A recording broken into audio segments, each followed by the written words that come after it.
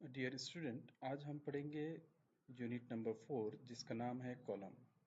इस यूनिट के अंदर में हम पढ़ेंगे कि what is column, what are the different types of column, effective length क्या होती है और आईएस कोड आईएस 456 में मिनिमम और मैक्सिमम स्टील के क्या प्रोविजंस है। इसी तरह से स्पेसिंग ऑफ लेटरल टाइज के बारे में भी हम पढ़ेंगे। इसके अलावा हम इस चैप्टर में पढ़ेंगे वो कि लोड कैरिंग कैपेसिटी क्या होती है और उसका फॉर्मूला क्या है, और इसी के साथ साथ हम पढ़ेंगे कि design of axially loaded short column.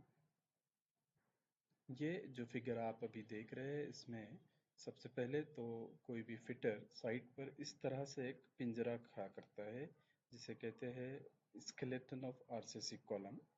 इसके बाद में साइट पर वो इसे फॉर्म वर्क लगाता है। ये जो लकड़ी का आप मटेरियल दिख रहे हैं ये है फॉर्म वर्क, और इसको अलग अलग शिकंजों और प्लाई या लकड़ी के फ्रेम में इसे कसकर एक शेप दे देता है। और इसकी जब कंक्रीट से फिलिंग होती है और इस फ्रेम को फॉर्म वर्क को 24 या 48 घंटे बाद जब वहाँ से निकाल दिया जाता है तो वो फाइनल कंक्रीट कॉलम जो शेप तैयार करता है वो इस तरह से होता है। सबसे पहले कि कॉलम क्या है। Column can be defined as a member whose effective length exceed 3 times the least lateral dimension। यानी कि उसकी इफेक्टिव लेंथ जो है वो ज़्यादा रहेंगी 3 टाइम्स से ज़्यादा उसके least lateral dimension. Least lateral dimension दो रहेंगे, लेटरल डायमेंशन दो रहेंगे। एक तो उसका विड्थ और एक डेप्थ।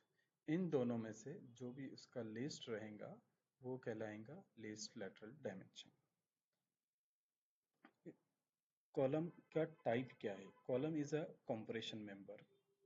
जैसे कि बीम स्लैब हमारा टेंशन मेंबर हो जाता है, इसी तरीके से कॉलम हमेशा कंप्रेशन मेंबर रहेगा। ऑफ कोर्स अगर लोड इसेंट्रिक लोड इस पे अप्लाइड हो रहा है या किसी और रीजन से ये कॉलम बेंडिंग भी दिखा रहा है तो ऑफ कोर्स ये कॉलम टेंशन में भी जा सकता है, लेकिन इसका basic property as a compression member रहता है।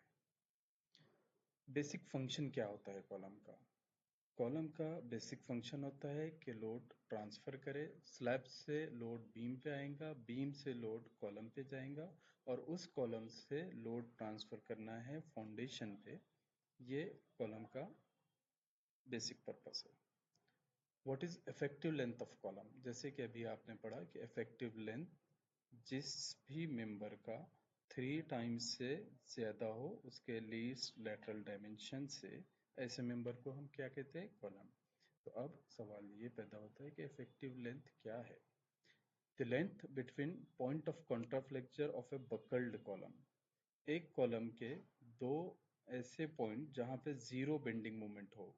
पॉइंट ऑफ कॉन्ट्राफ्लेक्चर एक वो पॉइंट होता है जहां पे जीरो बेंडिंग मोमेंट रहती है।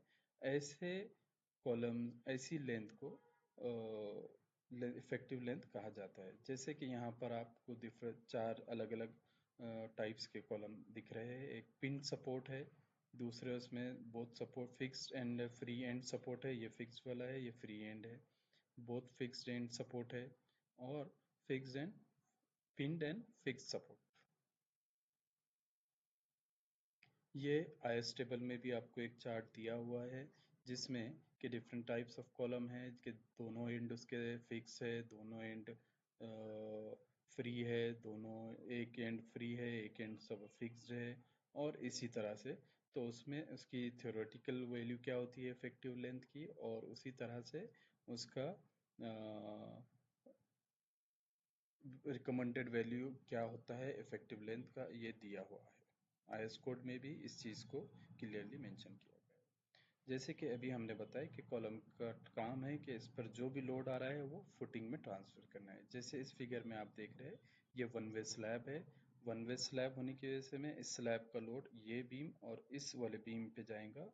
इस बीम का लोड ये कॉलम और ये कॉलम पे जाएगा, और ये कॉलम से जो भी लोड है वो ट्रांसफ़र होगा फुटिंग को, और फुटिंग से ये ट्रांसफ़र होगा नीचे की जो भी सॉइल है उसको। कॉलम जब एक्चुअली लोडेड हो, कि जब भी कॉलम में कोई लोड ट्रांसफर हो रहा है और लोड के ट्रांसफर होने का एक्शन और कॉलम के सेंटर अगर एक ही लाइन में हो तो ऐसे कॉलम कहलाते हैं सेंट्रली लोडेड कॉलम। जबकि किसी कॉलम में कोई लोड किसी रीजन से उस एक्सियल या उस सेंटर ऑफ द कॉलम पे एक्ट नहीं हो रहा है बल्कि इसेंट्रिसिटी डेवलप हो रही है, ऐसे कॉलम को कहा जाता है इसेंट्रिकली लोडेड कॉलम।